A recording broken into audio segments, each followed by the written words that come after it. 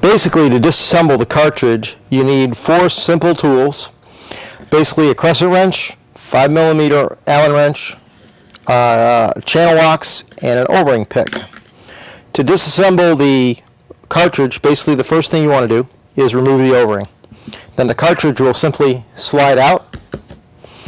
Basically, you put the Allen wrench in the bottom, you put your crescent wrench on top, and basically you loosen the nut.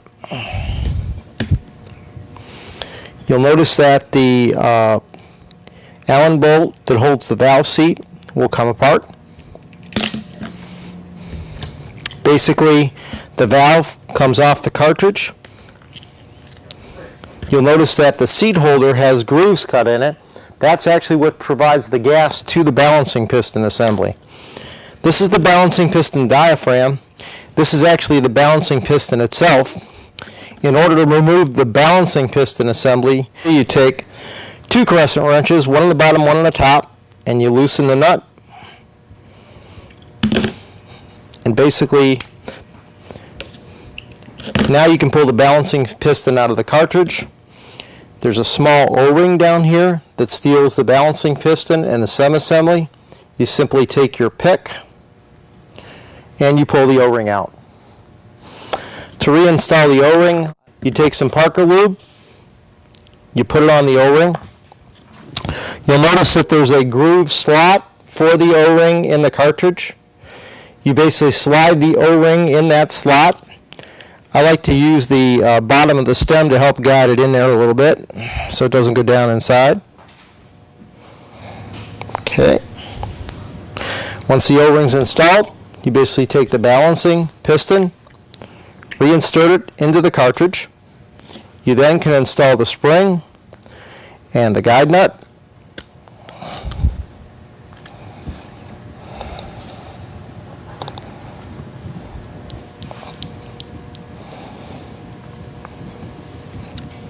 Take your 2 crescent wrenches, one on the bottom,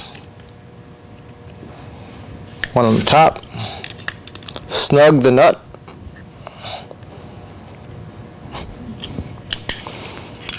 Now take your balancing piston diaphragm, reinsert it into the balancing piston. You take your valve assembly, reinstall it on the valve. Valve retainer goes in, Allen wrench goes in, Allen nut goes in. Simply tighten the cartridge back up.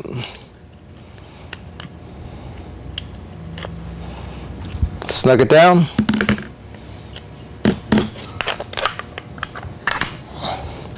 Put your O-ring on top, and now you're ready to reinstall the cartridge.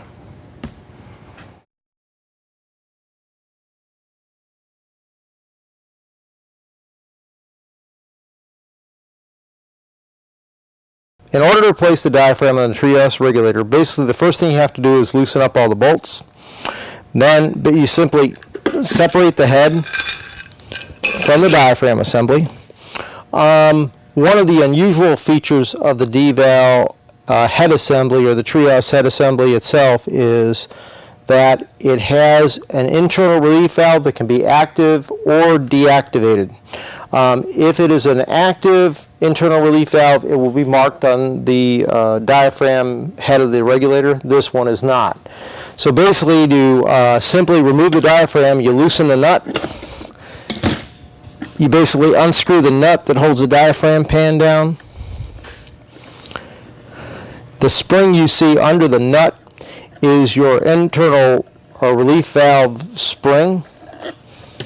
You simply then pull up the diaphragm assembly, and you'll notice that on the stem the O-ring is in the top groove. When the O-ring is in this top groove, the internal relief valve is deactivated. If you want to activate the internal relief valve, you simply take this O-ring, you roll it down the stem, and you place it in the groove on the bottom, and now you have an activated internal relief valve on the regulator. To replace the diaphragm assembly, you simply take a wrench on the nut, you loosen that nut up, you simply push the guide through, You take the diaphragm off the assembly, and you'll notice too that our diaphragm, the letter and the part numbers always go up, so it's hard to get it in place wrong. To put it back together again, you simply put the guide through the diaphragm, put the guide in the pan. The relieved part of this nut is where the spring goes, so that always goes up. You basically snug it down. You take it and put it back over the stem assembly. You line up your holes. You put your relief spring on. Put your nut on.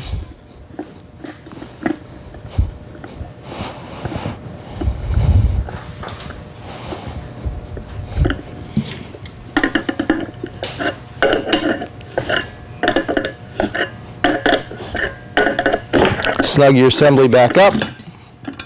I take a couple of bolts and put them up through the bottom to guide the diaphragm assembly, and you simply put the head back together. It's that simple.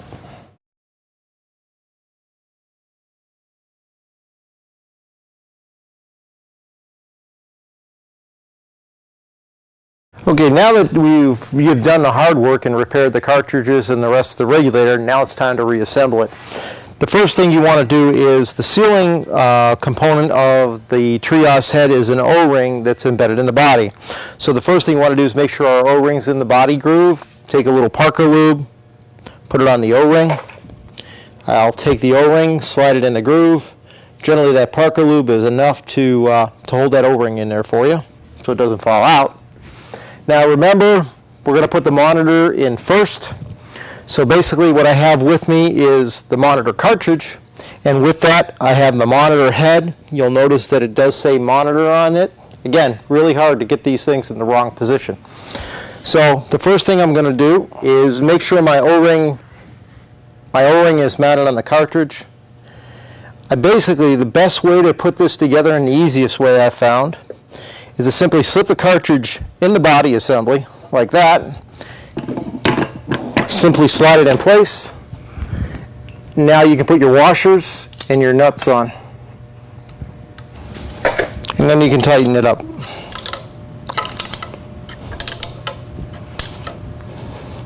Now you can install the worker cartridge. Again, make sure your body O-ring is in the top, the O-ring is in the cartridge. You basically slip it in place. You basically slip the head assembly on, and we fasten it down.